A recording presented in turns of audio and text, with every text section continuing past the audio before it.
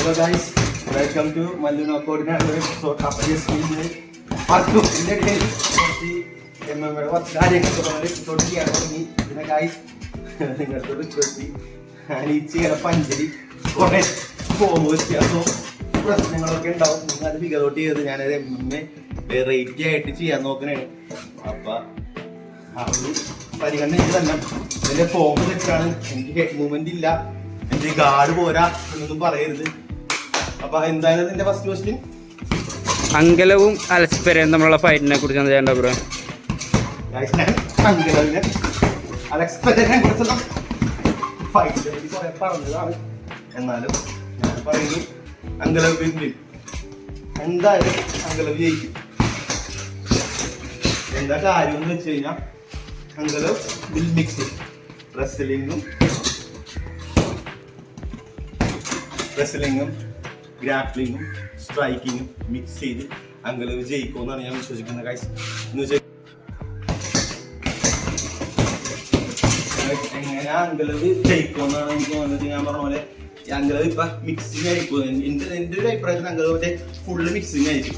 Striking, feint, take down feint ചെയ്ത് Alex പെരേരനെ confuse ആക്കി ഒരു പാറ്റേൺ ഓപ്പൺ ചെയ്ത് എങ്ങനെയെങ്കിലും അവസരത്തിൽ ഓടിപ്പോയി കേട്ടാ കെട്ടിപ്പിടിക്കുക. ഇതാണ് അങ്കലവ് ചെയ്യണ്ട.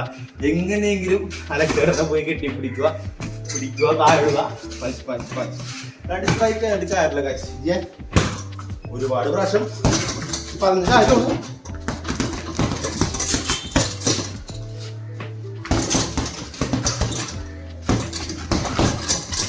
ഒരുപാട് പ്രാവശ്യം ഞാൻ പറഞ്ഞ കാര്യമുണ്ട്. എന്നാലും മിക്സ് സ്ട്രൈക്കിംഗ് വിത്ത് റെസ്ലിംഗ് അത് ചെയ്താൽ മാത്രമേ പറ്റുള്ളൂ ഗൈസ്. ഇത് പണി വേണ്ട, ഇടിച്ചോണ്ട് സംസാരിക്കാൻ പറ്റണില്ല. ഇതൊരു ഫെയിൽഡ് ഫോർമാറ്റാണ്. ഒരു പാർട്ടിന് എടുത്തിട്ട് ഞാൻ നിർത്തി.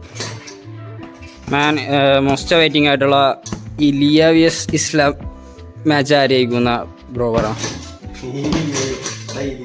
ഇസ്ലാം മാച്ച് 1000 പ്രാവശ്യം പറഞ്ഞാണ് ഇസ്ലാം കുറെ ഇരിക്കിയതാണ്. എന്നാലും ഞാൻ പറയട്ടെ, ഞാൻ ഈ ഫൈറ്റ് ഇലിയനെ ഫേവർ ചെയ്യണം. എന്താ കാര്യം ഞാൻ സിമ്പിൾ പറയട്ടെ ഗൈസ്. ജസ്റ്റ് സിമ്പിൾ ടേംസിൽ പറഞ്ഞല്ലേ. എന്തുകൊണ്ടാണെന്ന് വെച്ചാൽ ഞാൻ പണ്ടൊരു ബ്രേക്ക് ഡൗൺ വീഡിയോ ഇട്ടിട്ടുണ്ടായി. നിങ്ങൾ ഒന്നുകൂടി റീവാച്ച് ചെയ്യട്ടാ. Max Holloway versus Ilia Topuria. ആ ഫൈറ്റിന്റെ finishing sequence, I am talking about finishing sequence. ആ ഫിനിഷിംഗ് സീക്വൻസിൽ ഞാനൊരു ബ്രേക്ക് ഡൗൺ വീഡിയോ പണ്ടിറക്കിയിട്ടുണ്ടായി. സിമ്പിളി പറഞ്ഞാൽ ഗൈസ് നോക്കിയേ, ഇതായിരുന്നു ഇനീഷ്യലി. നിങ്ങൾ ഒരു 25 സ്പീഡിൽ പോയി കണ്ട 0.25 സ്പീഡിൽ യൂട്യൂബിൽ കണ്ടാൽ മനസ്സിലാവും. ഇതായിരുന്നു ഇലിയയുടെ മാക്സ് ഹോളോയുടെ ഫിനിഷിന് മുമ്പുള്ള പൊസിഷൻ.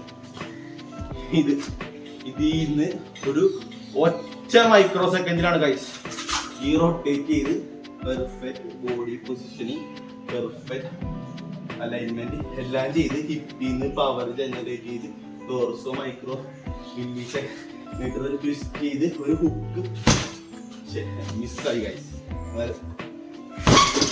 പെർഫെക്റ്റ് എനിക്ക് ഞാനൊക്കെ പോലും ആവില്ല. ആ ഒരു ഹുക്ക് ഇത് ഒരു മൈക്രോ മില്ലിമീറ്റർ സെക്കൻഡിൽ ചെയ്ത ഇലിയ ഇസ്ലാമിന് എന്നും സ്ട്രൈക്കിങ്ങിലെ ഡേഞ്ചറാണ്. ഇലിയയുടെ അനിയനായിട്ടുള്ള ഡ്രില്ലിങ് ഞാൻ കണ്ടു നോക്കി, ഗ്രാപ്ലിംഗ് ഗൈസ് വെറുതെ ഒരു രക്ഷയില്ല. ആ ഫ്ലോ കണ്ടാൽ മനസ്സിലാവും എലൈറ്റ് ലെവൽ BJJ പ്ലേയേഴ്സ് ആണ് ഗ്രൗണ്ടിൽ.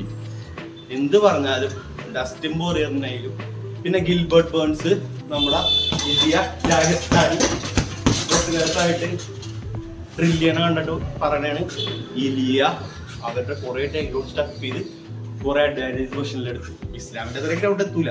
എന്നാലും എല്ലാ ഫാക്ട്സും ഡ്രില്ലിംഗ് വീഡിയോയും ഇലിയോയുടെ ടീം പറയണമെന്ന് വെച്ച് നോക്കുമ്പോൾ ഇലിയക്ക് എന്തായാലും ഡസ്റ്റിൻ പോറിയറിനേലും ബെറ്റർ റെസ്ലിംഗും ഗ്രാപ്ലിംഗും ഉണ്ട്.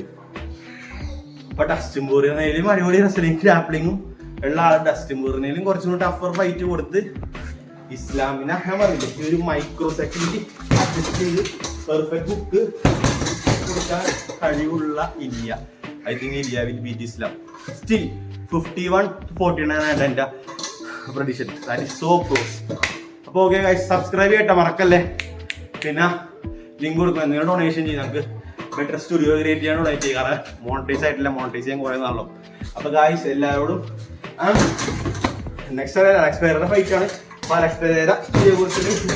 ഒന്ന് ഡെലിവറി ചെയ്യാണ്ട് അങ്കലവ് ടേക്ക് ഡൗൺ ചെയ്ത് സബ്മിറ്റ് ചെയ്ത് തോൽക്കപ്പെടട്ടെ. Bye guys, by.